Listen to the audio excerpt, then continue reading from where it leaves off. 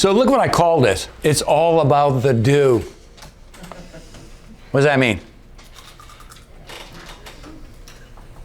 It's all about the doo-doo. It's all about the poop. And if you think about it, the big six is all about the poop. It really is. It's how the poop gets in your food. Those are the big six that they worry about the most. So let's first cover the first one. That is Salmonella typhi and non-Salmonella typhi and non-typhoidal salmonella. Those would be confusing. If you went back 10 years ago, this one was not even in the book. Salmonella typhi was not even in the book. So what I want you to do, when you see the word typhoid or typhoidal, I want you to switch that word out for people. Got it? So let's look at the first one. Non-people salmonella. Non-people. So that means it came from a chicken. And that's always been the one we were worried about, right? The one from the chicken. So if you look at it, we're going to get it from chicken. We're going to get it from eggs. It's from chicken to food to people. So if you improperly cook the food, right? You don't cook a chicken up to 165, you might get it.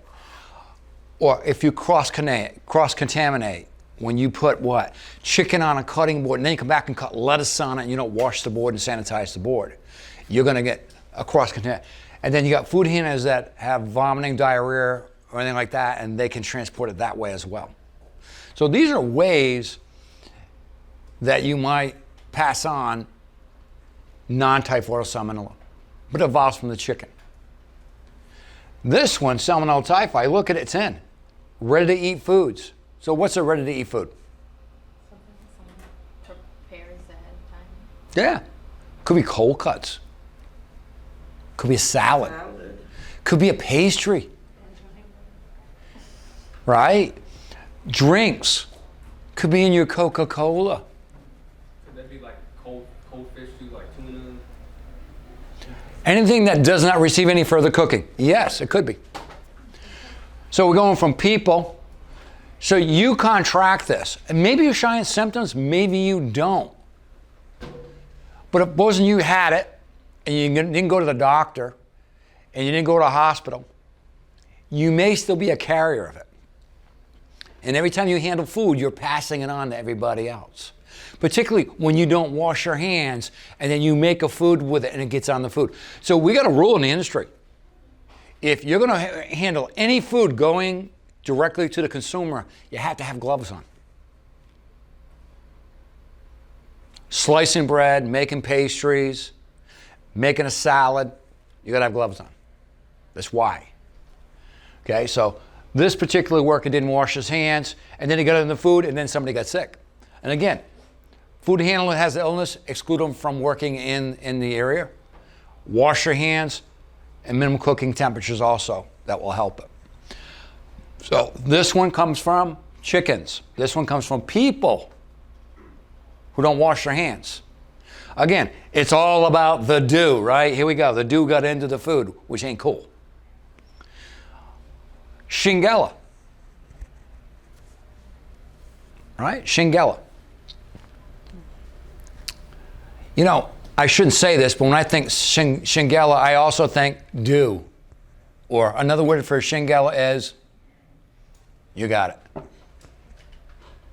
You got it, right? Everybody's smiling. And that's when you got moist salads. Chicken salad. I couldn't say it in the video, right? Potato salad, macaroni salad. You got that mayonnaise in there, it's a moist salad. And then you don't wash your hands and you make those salads, and it's going to multiply in the chicken salad, the potato salad, the macaroni salad. And this is where you're going to see Shigella. Potato salad, ham salad, chicken salad, from people to food to people. In other words, you got your do in the salad, okay? Again, exclude workers with illness, wash hands, wear gloves, control flies. All right, hepatitis A. That's a bad no-no, right? It's a virus. So think about it. We got oysters. They're in the bay. And they're growing in doo-doo. and then you eat it. How does that happen? How does oysters grow in human waste? You ready? Next time it rains, Sewage. the Mobile treatment plant is going to overflow into the bay.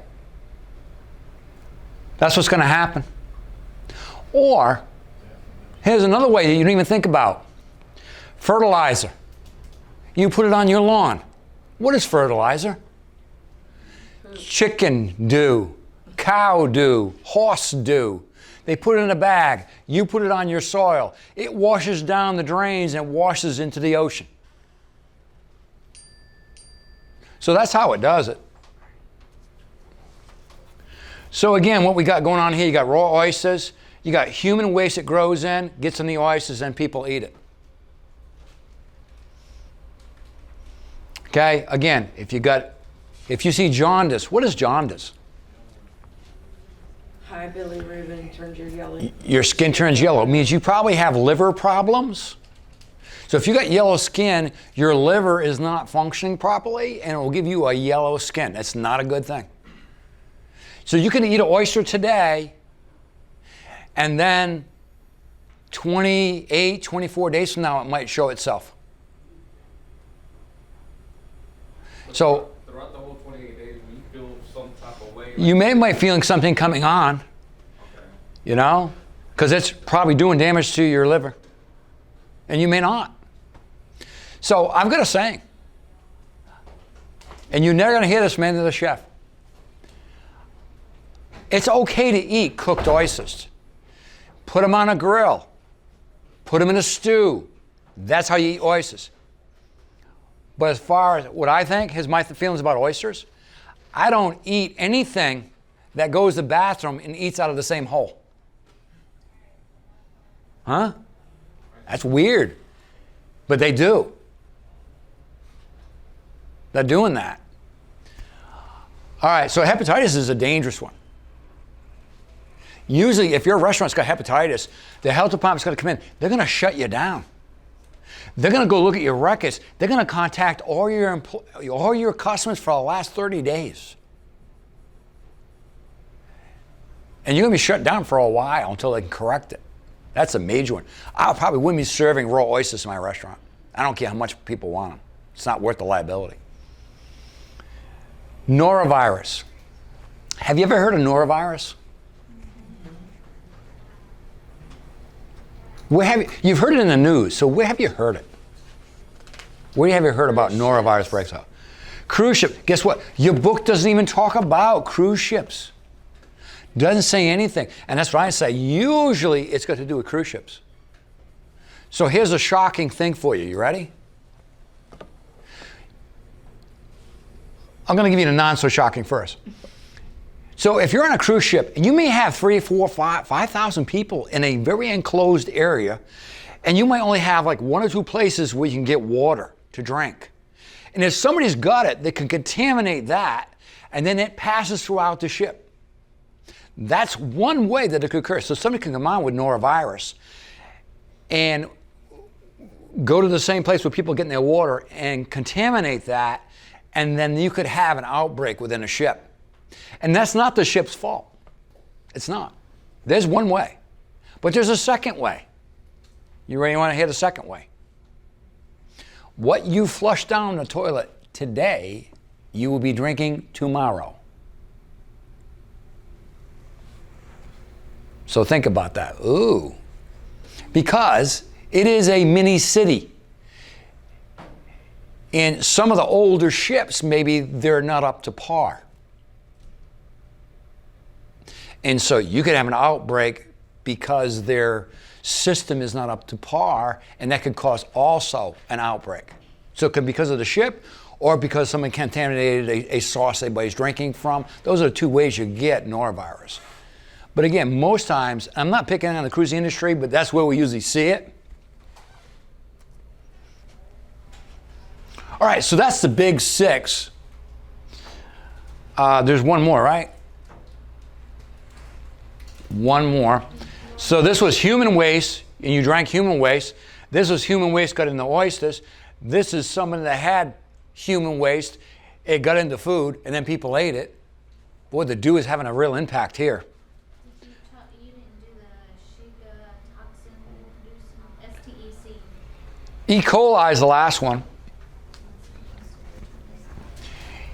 E. coli, we usually put it with ground beef, but it can be anything ground, because if you ground beef and then you ground pork or you ground chicken, they all can be cross-contaminated. So it's usually any ground meat, but beef is the one we see the most. And what's the worry about ground beef? Young children, particularly, if you're in my other class, they talk about marketing. They're marketing high schools and junior high students for ground beef, for hamburgers. And if they consume it, it can take their, I think it was their kidneys or liver right out of a young child. It could. All right, so we got cow.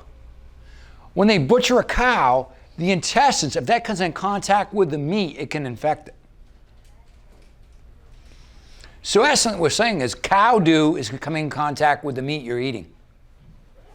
And if you don't cook it up to the right temperature, cook it to its minimum cooking temperature, you're going to get sick.